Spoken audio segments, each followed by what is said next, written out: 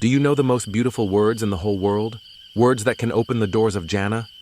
Let's discover them together today. The words are called the first Kalima. It's like a key that unlocks the love of Allah. It says, La ilaha illa-llaahu, Muhammadur-Rasoolu-llaah. Can you try saying it with me? Let's say it slowly together.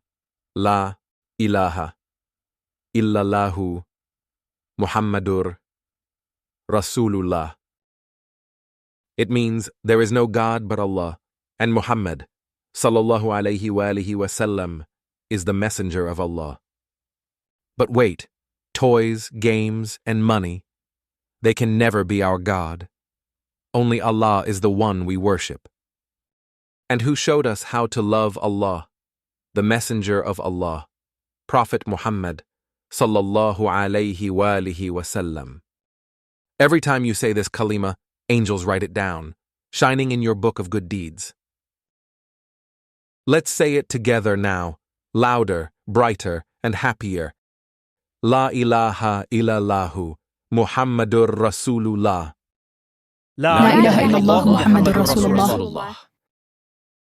Remember, kids, this Kalima is our key to Jannah.